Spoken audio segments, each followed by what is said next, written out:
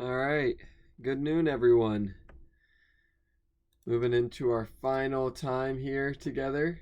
Just going ahead and setting this up. So I went ahead and looked at the syllabus and we'll kind of go through that together real quick just to remind everyone where we're at in the semester. Um, if you haven't already looked at that.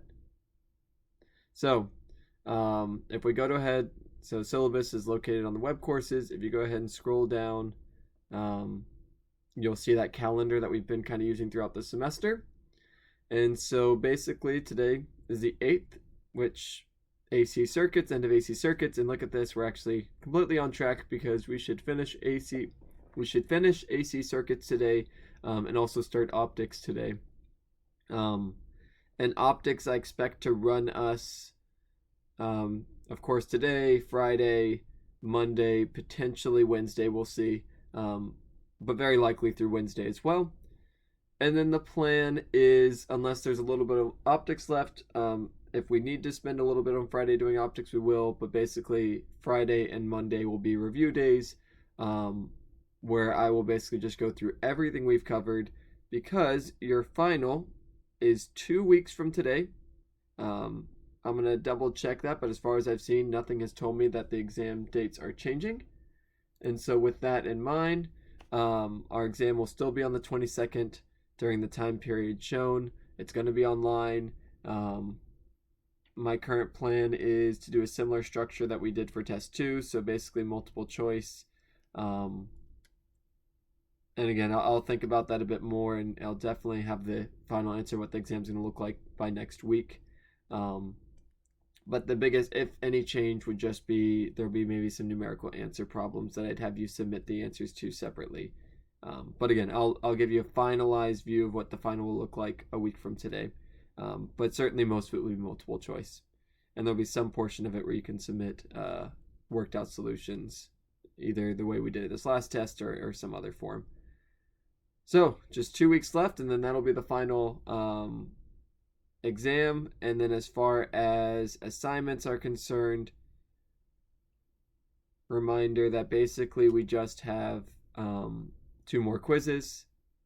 So if you go to your assignments thing, we have a quiz on RLC circuits and optics. So the quiz for optics will actually be after the test. I recommend doing it before the test, but you do have that flexibility if you want. And RLC circuits and inductors is basically inductors in AC circuits. So when I say RLC, that is AC circuits, which is what we're covering now. So we'll finish that today, and it'll be due next Friday, which means you should have more than enough time to go through the problem set for those.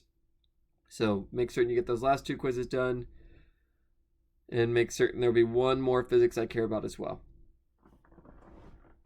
And that'll conclude things. As far as the makeup points, I've contacted the grader, haven't heard back from him yet, but I'm contacting him again about that, just to see if he saw that, and one way or the other, those will get graded in the next week or so. Oh, okay. And then Brandon asked a question about the labs. So Brandon was asking about labs. I got a notification that if we didn't do labs, our grade wouldn't be lower than it was before spring break. So that's a new policy that they're doing, which is basically that, given this huge disruption that's happened, your lab grades at the lowest will be the score that you got before spring break. So all the TAs are generating the scores, and those should be posted for you all, and you should be able to see those. And so as far as continuing to do the labs, your score can improve. So if you are continuing doing the labs and you're showing up and you're doing all that work and your score is increasing in the class, it's going to use that increased score.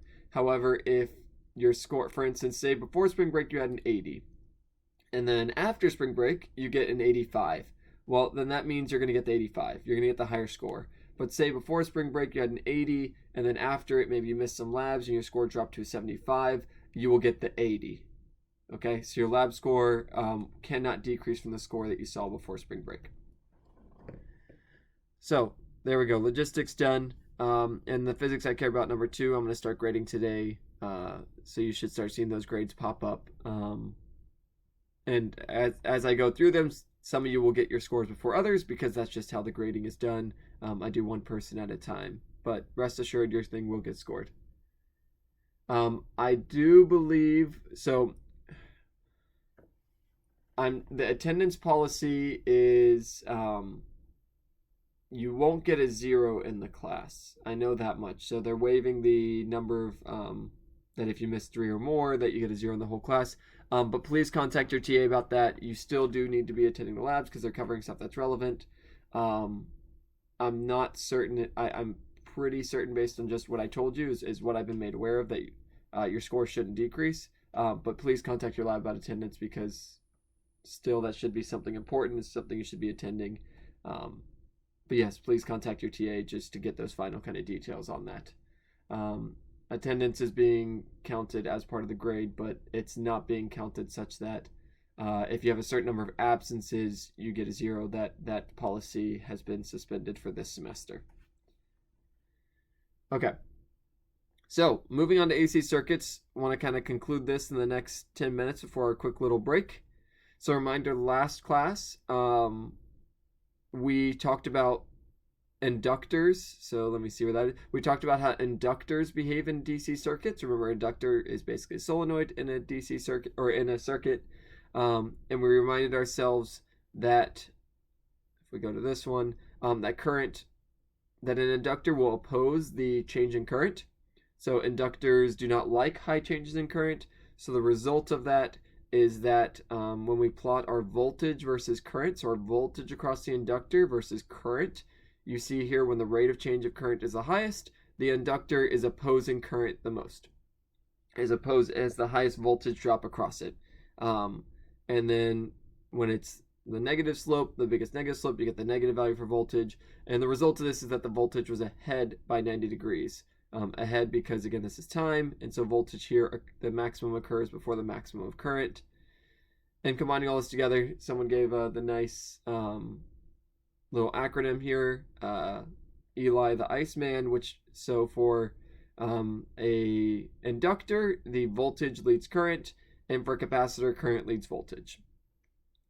We use this to generate, so we got the inductive reactance for it. We started talking about phasor diagrams, which is this idea of voltage, and that the voltages are off from each other. So the inductor leads the current by 90 degrees, so we pointed it up and to the left, and the capacitor lags behind by 90 degrees, so it's behind by 90 degrees.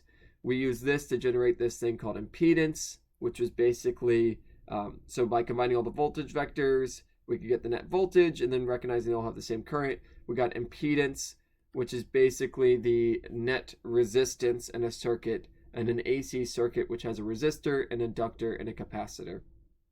So that's where we kind of concluded. And so there's two more points that we need to talk about before we're completely done. Oh, so I guess this is kind of interesting before we even get to that. So the question here is, at what frequency is the impedance the smallest possible value? So if we go ahead and just write the impedance equation, we see it's square root of R squared plus omega L minus 1 over omega C squared. And so the question is, at what frequency is the impedance the smallest value? So at what value of, remind ourselves that frequency, well, the better way to, I prefer to always write it this way, omega equals 2 pi f, aka f equals omega over 2 pi. So what value of frequency, aka of what value of omega, because they're linearly related, is this value the smallest? So if we look at this equation, we see where omega is, and we see it's only in this term, and we see, okay, how can I vary this value to make this whole thing smaller? Well, the only way to do that is if I make omega a value such that this term is 0. Because this is squared, if I make this negative, for instance, I made omega such that this second term is bigger than the first term, I get a negative value, but that'll get squared, which will make it positive, which will just make this bigger. So, with that in mind, we're going to go ahead and just say that, okay, this term needs to be 0. So how do we make that term equal to 0? Well, let's just write that. Minus 1 over omega C equals 0. And so we get omega L equals 1 over omega C, which if you solve for omega, multiply omega over, so you get omega squared equals 1 over LC. So omega equals square root of 1 over LC. So this is called the resonant frequency. Resonant frequency just means that the inductor and the capacitor are basically canceling out each other. When the inductor is opposing it, the capacitor doesn't care. When the capacitor is opposing it, the inductor doesn't care. And so basically they end up canceling. And so this second term kind of goes to 0. All right. There we go. I see some chit chat here, and I'll go ahead and say I do want the chat to be basically focused on questions regards to the class. So if there is stuff that, yes, I recognize people right now, there's this whole trolling thing. And what I will do if I need to is disable a chat so other people can't see it, and then I will just reference it as needs be. So remind you all, and the majority of you all have appreciated how respectful you've been with this. For those that aren't being respectful, just remind yourselves that this is a college class where everyone's expected to be adults. I try to treat you all as adults, and just to respect your peers as well, because I do want this to be an effective learning experience for you all. And so I don't want the chat to get clogged up with a bunch of nonsense that ends up distracting people, or distracting from what we're actually trying to cover in this class. So if you did miss the lecture, you can just rewind it. I'm not going to repeat it for anyone that joins late because we start the lectures at the same time every time. And so if you do need to do that, you can rewind it already. Or again, I just recommend coming back at a later point when the thing is uploaded, because you can only rewind so far and see the whole thing. Okay, so there's our resonant frequency when this term is 0, and so basically then the impedance is just going to be the square root of R squared, so these terms don't matter. So that's a quick thing. If anytime you see what is the resonant frequency means that the second term is going to 0 because they're kind of canceling out with each other, and you just calculate it with this quick equation, which you can easily derive yourself if you so desire to do so, or you could just have it written down. So just to clarify, resonant frequency. And I would clarify in the problem, generally this is, again, just confusing nomenclature. Resonant frequency, and I'm going to even type here resonant angular frequency, just so we keep our notation consistent. Okay. So the next big piece, so this is one of the two final pieces we need to cover, is the angle between the voltage and the current. As we said before, the voltage and the current can be shifted from each other. So we saw for inductors, the voltage occurred 90 degrees ahead of it. For the capacitor, the voltage occurred 90 degrees after it. Well, if you have some combination of the two, you're going to get not 90 degrees before or 90 degrees after, but somewhere in between. And how you identify that is, so this is the phasor diagram. Remember, we drew the phasor diagram before. If we draw the vectors for volt, so just to kind of show you all the visualization we used before, in fact, let's use this one. The inductor voltage was straight up. We drew it that way. The capacitor was 180 degrees behind that one, and the current was in between the two. Specifically 90 degrees behind the inductor and 90 degrees ahead of the capacitor. So if we draw that same diagram, I'm going to draw the exact same thing.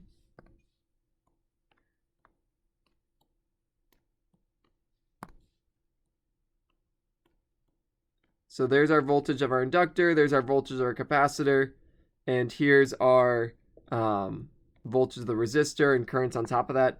Remember, basically we can easily convert these. And then current, these voltages were basically really easily converted into these XLs, so we can in turn just call these XL V, or not V, R and XC. And the reason being is because they all have the same current, so you can basically factor that out because they're in series. But all this to say, these are our three vectors. And if you added up all those vectors, this is what this visualization shows here. If you add up the vector that's going up, a vector that's going down, and a vector that's going to the right, well, remember the way we did that was just, well, let's just draw those vectors. So you have one going up.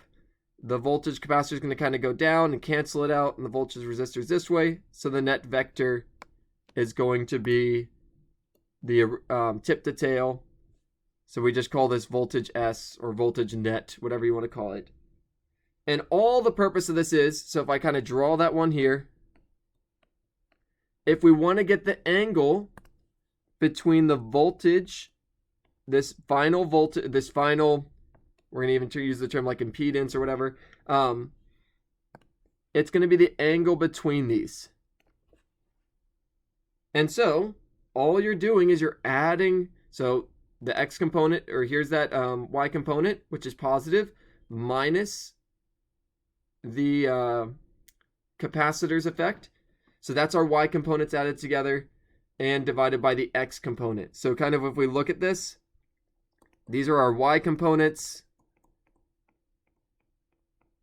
This is our x component.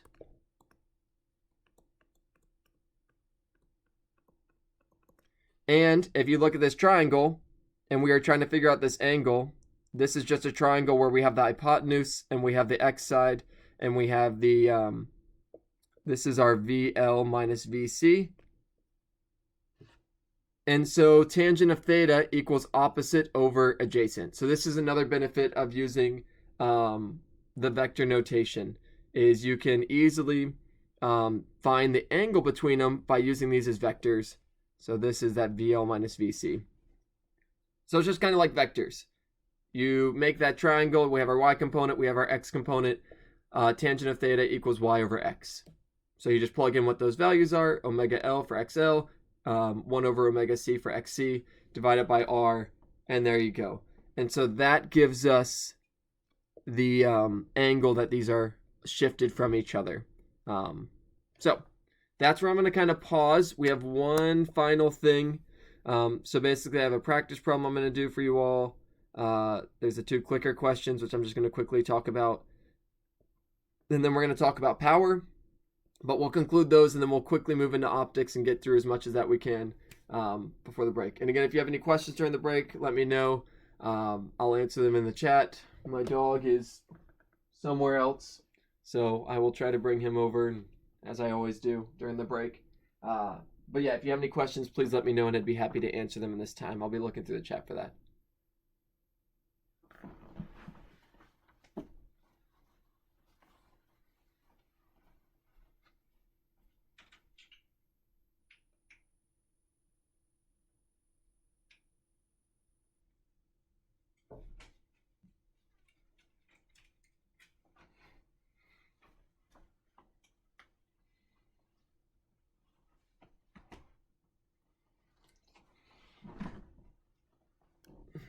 All right.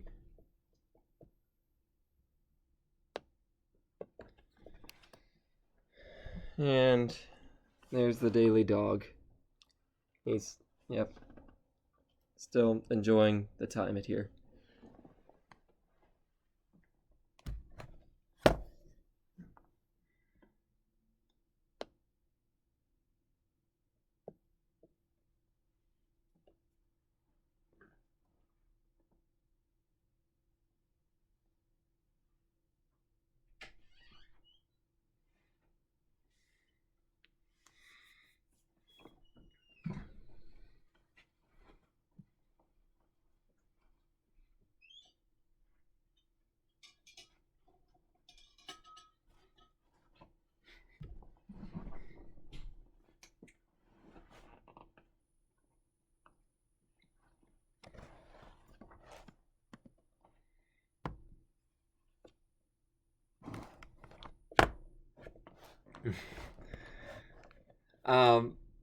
Yeah, I closed the door because I do have roommates, so making certain privacy. Will the final, so Michael asked, will the final have a makeup portion as well, or will it just be scored based on the answers?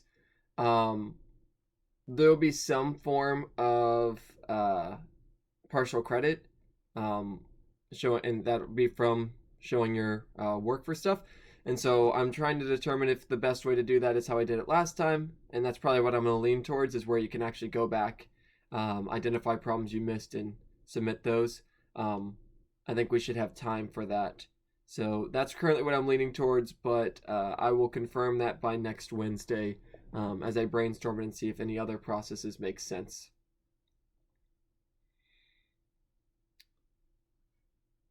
All right. So let's go ahead and continue with our last little bit here. I apologize, I didn't quite give you all a time frame for this. Whenever I give a break, I'll try to give a time frame to make certain you can be back in time. But we're going to go ahead and start working through this problem. So hopefully that's something, if anyone kind of jumps in. This isn't new information, this is just showing how to solve a problem.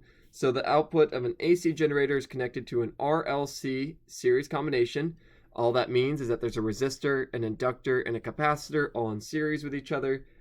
This circuit has a frequency of 200 hertz, an amplitude of 0.1 volts, and then we get the resistor value of 4 ohms, the inductor value of 3 times 10 to the minus 3 henries, and the capacitor value of 8 times 10 to the minus 4 farads.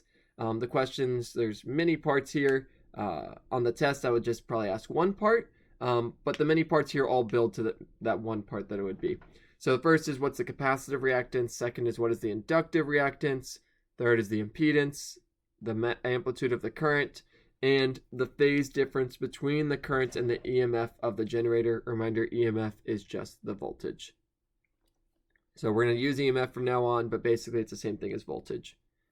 So let's go ahead and write everything we have down and the corresponding variables, just so we keep track of things. So frequency is 200 hertz. This is frequency, not angular frequency. I said frequency, so make sure you put an F and not a W. It has an amplitude of 0.1 volts, so that means our V naught. That's the variable we usually use for that. V naught is just to denote the amplitude. You could call it V max, call it whatever you want. Just that is the amplitude, that's the max value. We know our resistance equals 4 ohms. We know our inductor equals 3 e to the minus 3 henries. And we know our capacitance equals 8 e to the minus 4 farads. All right, so first question, what is the capacitive reactance? Well, if you're solving this on the test, basically immediately think of what is the equation for capacitive reactance. And so the variable for that is that X sub C, and that just equals 1 over omega C. So we look at this, we look at our variables, we're like, great, we have C, we see we don't have omega, and we have to remember that omega equals 2 pi F. So XC is going to equal 1 over 2 pi F times C, which you're just going to plug in all the values. And that's a pretty simple calculation to do. 2 times pi times 200 times 8 e to the minus 4. Let me even write in those values just so it is clear what values we're using for what. 200 times 8 e to the minus 4. All right, and that gives us a value of 0.533. And remember, the unit is ohms. Even though we're working with capacitors, remember when we talk about this reactance, this is acting like a resistance. All right, so part A, pretty easy. The inductive reactance, still reactance, but this one is due to the inductor, so same symbol, but it's a subscript L for inductor.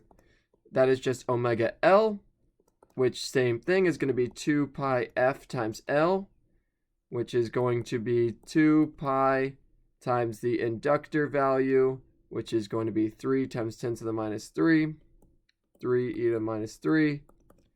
Just plug, oh, and sorry, left out the frequency there, times 200 times 3 e to the minus 3. And we get another value from that.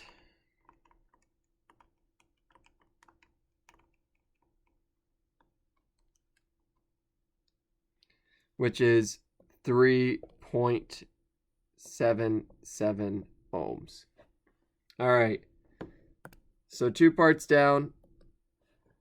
We found the inductive capacitor, or the capacitive reactance, the inductive reactance.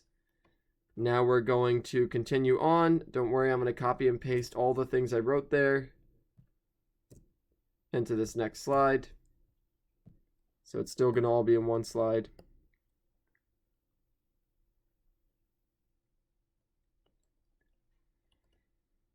So Control C, Control V.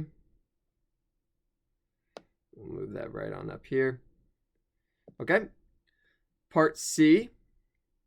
Now ask for the impedance. And so the impedance, we've already done a lot of the steps for that, because the impedance, again, just looking at our equation, is square root of R squared plus XL minus XC squared. So the inductive reactance minus the inductive capacitance. Now, if this was, and you all already had to do this for the clicker questions, it's more common than a problem. I'm not going to ask you for step A, step B, and then do step C. It's going to be just find the impedance, and so you'll need to actually plug in 1 over omega C for XC, and then 2 pi or omega L for this. But we've already done that, so we don't need to do that for this problem. I'm not going to resolve the things I've already solved. So it's going to be 4 squared plus 3.77 minus 0.533 squared. Oh, sorry. Squared. And that gives us, so 4 squared. And it makes sense that we can add all of these together because they all have units of resistance.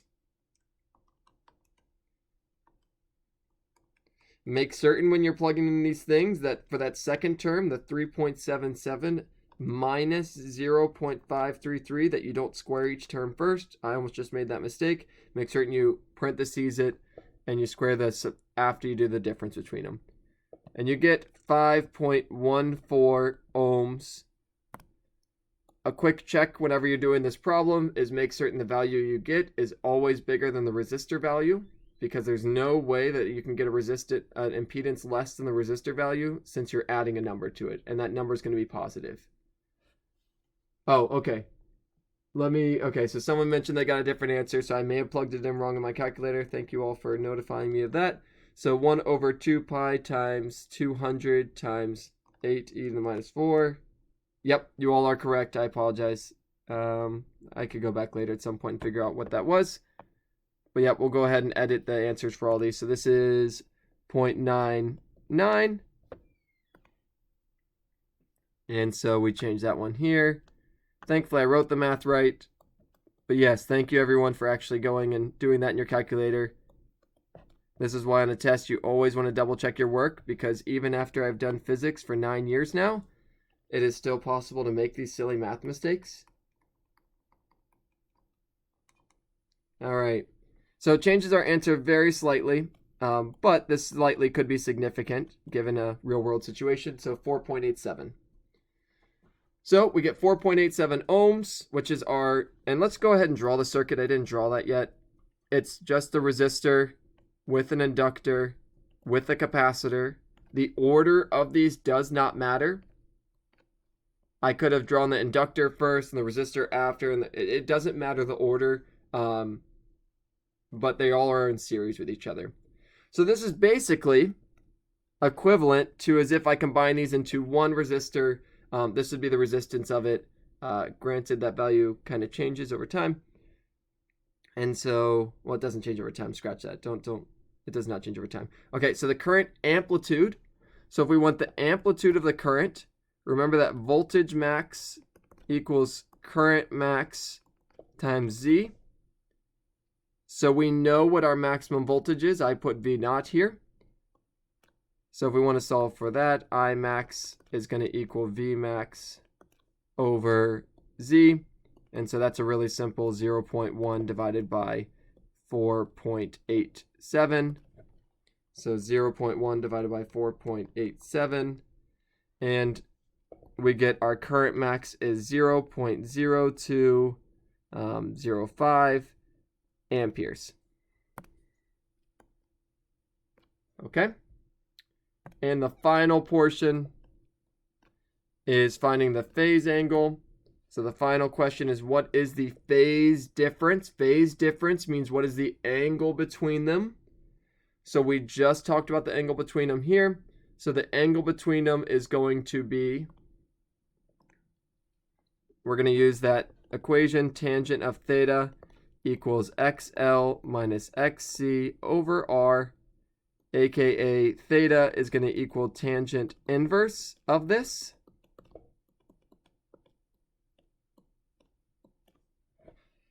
And so if you plug in all those values, we got our XL up here, XC here, tangent inverse of 3.77 minus 0.99 divided by 4. Okay, and we get 34.8 degrees. What this means is if we drew the voltage, so if we drew our, let's go ahead and draw our voltages. Here's our VL, here's our VC, and here's our VR. This means our net vector, and remember current is always aligned with the resistor, the voltage of the resistor. This means our net our voltage is ahead. So voltage ahead of current by that amount. If we get a positive angle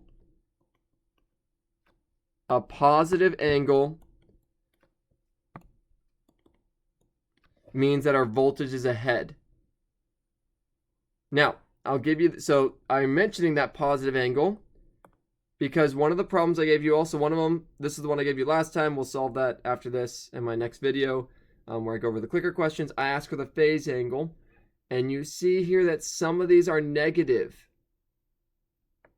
A negative, so a negative angle, negative theta, means V behind I.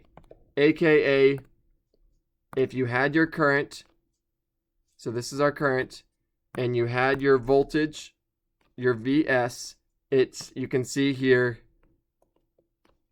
that's a negative angle because it's behind. So I wanted to clarify that real quick. If you're seeing these negatives, that's why. I'm kind of giving you a hint here. If I'm talking about negative angles, it's probably going to matter. We got a positive angle for our problem here, which means it's ahead. Negative angle means it's behind. Okay, so it looks like we're not going to get to optics today. I'm going to have to go back in the clicker questions, and I'll just remove the one question I put there because I thought we would get to it. The last thing we need to talk about is that the power in an AC circuit, and we only really talk about the average power. And let me just make certain this is consistent. You have PAVE and PAVG. They're both average. I just put a G instead of an E there. Comes from this. It's 1/2 times the max voltage times the max current times cosine of the phase angle. So phase angle. So this is how you calculate it. We don't talk about the maximum power because that kind of varies. The average power is more what you care about. This tells you the average power that your item that your circuit is using, how much energy is lost or used per second by your circuit on average. If you have the average, you could just multiply it by the amount of time, and that's going to give you how much power your thing used over that period of time. So this is the equation for it, where, just a reminder, this is max V and this is max I. That's what those not, the I naught, V naught, that's the maximum. And just to make certain we don't clarify that. And you can convert these to the RMS. So this is where we mentioned before that the root mean squared, what the benefit is. The RMS here, you see you get that original one. For a DC circuit, it was just I times V. Oh, look, we get I times V. And RMS, the reminder is V naught equals, or sorry, V RMS equals V naught divided by square root of 2. I RMS equals I naught divided by square root of 2. And that's where that 1/2 went. When you end up making the substitution, the 1/2 goes away. This is derived by taking the average of the voltage times the current over some time period. This is the general equation for taking the average. Is you take it over the time period and then you divide it by that time period. So integrate over the time, divide it by the time. And in our case, remember, power just equals I times V for a normal circuit. But these are varying with time, so we have to integrate. So if you plugged all that in, you end up getting this expression, but we're not going to worry about that. So that concludes AC circuits. Oh, yeah, so I'll quickly mention this. This concludes everything I need you all to know for AC circuits. So power, impedance, phase angle. Make certain you have all these equations that you're familiar with using them and comfortable with using them. The last thing I kind of want to talk about is what is the benefit of these? Why would we actually use these in a circuit? In this picture, there's all sorts of uses because AC circuits are used everywhere, but two of them are a low pass filter and a high pass filter. So these are functional circuits that you would use to. So a low pass filter lets low frequencies through. So for instance, say your phone, or say any kind of receiver that you have, you wanted to remove all the high frequency values, because it turns out that if your phone is picking up a signal, your signal's looking like something crazy like this, because it is literally every signal in the air of every frequency, and your phone is picking up all of them, and they add up all together to give you this crazy thing. But this crazy thing is actually made up of all the components. So things with low frequency, things with high frequency, and you get this crazy thing because they all add up. So if I added up something with a really high frequency plus something with a really low frequency, you get some crazy kind of thing, and if you had a ton of them. So these low pass filters and these high pass filters are circuitry that, imagine you had some radio antenna over here. We'll just say radio antenna. We're just going to make this up. It could be anything. Your radio antenna picks up all of these signals, all the signals, and converts it into it measures the voltage of them. So you get this crazy graph. Well, what you can do is you can design a circuit so that all the low frequencies end up actually going into, all the high frequencies. So high frequencies end up going this way. They end up going through the capacitor, because the capacitor doesn't actually, it is fine with high frequencies, but it does not like low frequencies. So the low frequencies